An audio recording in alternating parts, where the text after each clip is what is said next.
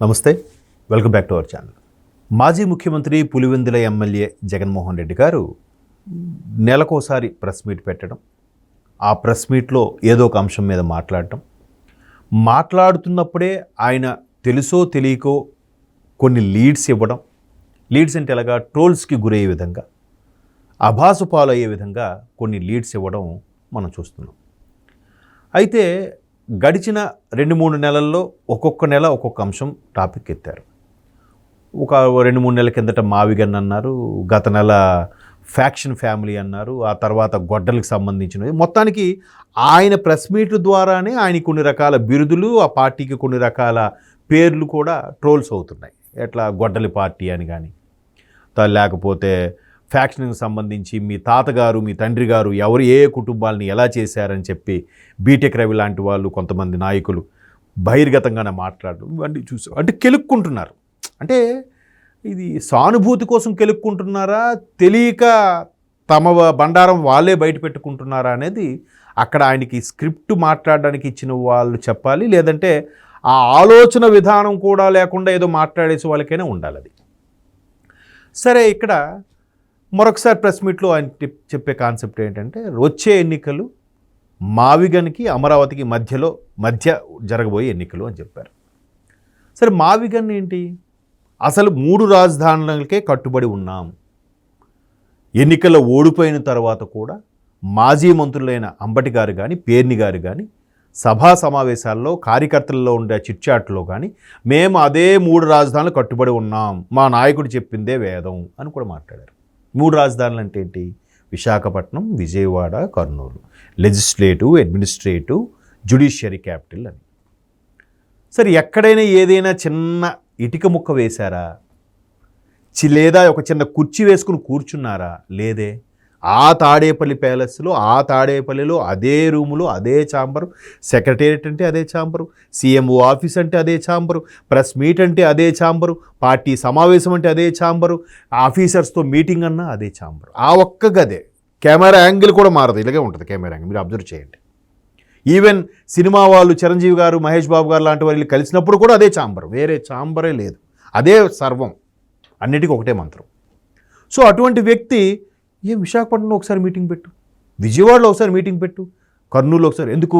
రాయలసీమ బాగా వెనకబడింది. రాయలసీమలో గత ప్రభుత్వ హయాంలో 57 నియోజకవర్గాలకు గాను 47-48 నియోజకవర్గాలు వైకాపా గెలుచుకుంది కాబట్టి మా సత్తా ఇది, వాళ్ళు మేము డెవలప్ చేస్తాం అని చెప్పినప్పుడు కర్నూలులో ఒక సభ పెట్టు. ఉత్తరాంధ్ర చాలా వెనకబడింది, విశాఖ నుంచి ఉత్తరాంధ్రకి బాగా మైలేజ్ వస్తుంది అది అని చెప్పి ఉత్తరాంధ్ర ఒక సభ పెట్టు. లేదే.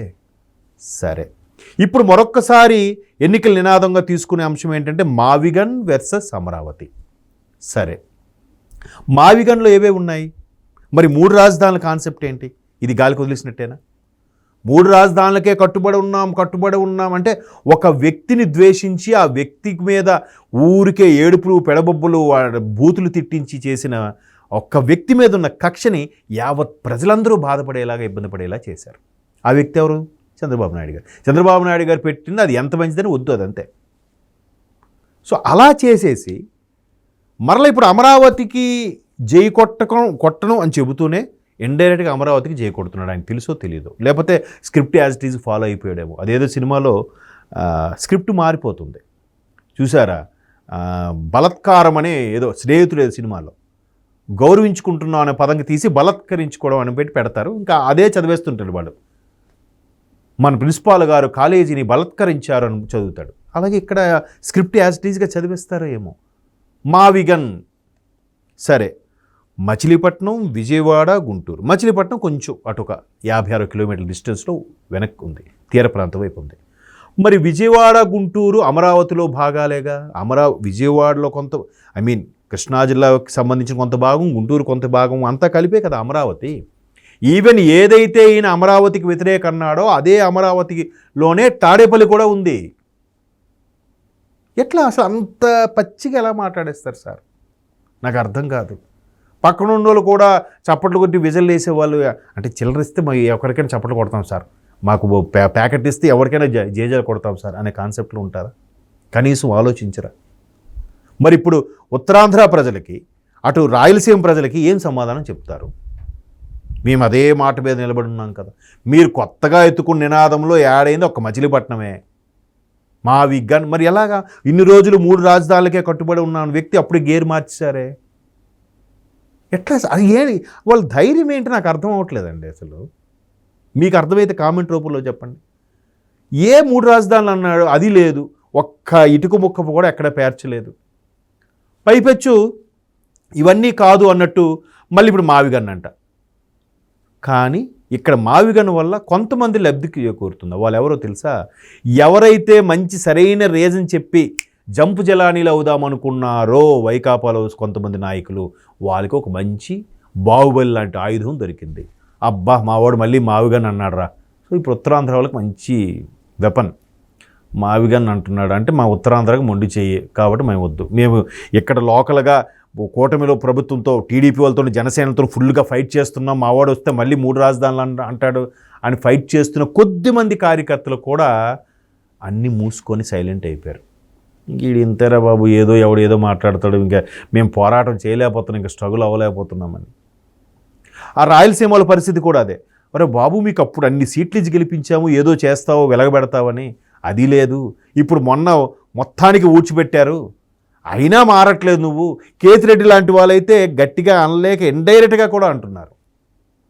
ఇంకా చేంజ్ అవ్వకుండా ఏదో ఇచ్చాడు కదన బండగా బలత్కరించారు రాష్ట్రాన్ని అన్న చదువుకుని వెళ్ళిపోతే ఎంత నవ్వులు పాలవుతారు, ఎంత అభాస్ పాలవుతారు ఒకసారి ఆలోచించండి.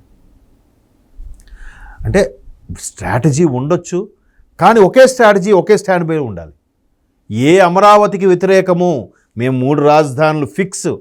ఎప్పుడైతే అమరావతికి చట్టబద్ధత అయ్యిందో, అమరావతికి మరలా అన్ని సింగపూర్ వాళ్ళు కానీ వివిధ కంపెనీలు కానీ అన్నీ వస్తున్నాయో, ఇప్పుడు మావిగన్ అండి. మరి మావిగన్లో అమరావతి కూడా భాగమయ్యింది కదా. నువ్వు అమరావతికి బద్ధ శత్రువు కదా, అమరావతికి పూర్తి స్థాయి వ్యతిరేకివి కదా. మరి ఇప్పుడు ఏ కాన్సెప్ట్లో మళ్ళీ నీ కార్యకర్తల్ని నాయకుల్ని ఒప్పిస్తావు? ముందు జైకు అంటే మొన్న గూగుల్ది కూడా ఈయన విదేశాలు వెళ్ళి అక్కడ వైజాగ్ గూగుల్ వస్తుంది, రేడియేషన్ ఎఫెక్ట్ అన్ని చెప్పి దాని బ్యాడ్ వరస్ట్ ఇదంతా కూటమి ప్రభుత్వం నాటకాలు ఆడుతుంది, హైడ్రామా ఉంది, పబ్లిసిటీ చేసుకుంటుంది అని చంద్రబాబు నాయుడు గారు ఇలాగే ఉంటారు అని చెప్పించిన నువ్వు మళ్ళీ ఒక్కసారి తిరిగి రాగానే ఎస్ నన్ను అదేం కదా గూగుల్ తెప్పించింది మేమే అని చెప్పడం. అంటే ఇక్కడ శ్రేణులకి ఏం గైడెన్స్ ఇస్తున్నారు? ఇప్పుడు వాళ్ళైనా బుర్రపెట్టి ఆలోచిద్దామన్నా వాళ్ళకి ఆలోచించడానికి కూడా టైం ఇవ్వట్లే.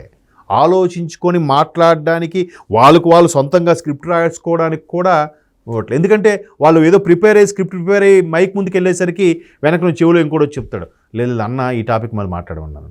ఏం టాపిక్? చంద్రబాబు నాయుడిని తిట్టాలి. ఇటుపక్క నుంచి చూడు పవన్ కళ్యాణ్ గారిని తిట్టమన్నారు. ఇదే టాపిక్, వేరే టాపిక్ ఏముండదు. మరి శ్రేణులకి ఏం దిశానిర్దేశమో ఏం ఉద్బోధో ఎంత పచ్చిగా బ్లండర్గా దొరికేస్తున్నా కూడా ఇంకా కొంతమంది పేటీఎం బ్యాచ్ వాళ్ళు సంకలు చెరుకుని అన్న సూపర్ రా, అన్న తురుమురా, అన్న టైగర్ రా అనే మాట్లాడుతున్నారు. ఇంకా అటువంటి వాళ్ళందరికీ ఆలోచించుకోవాలి ఒకసారి.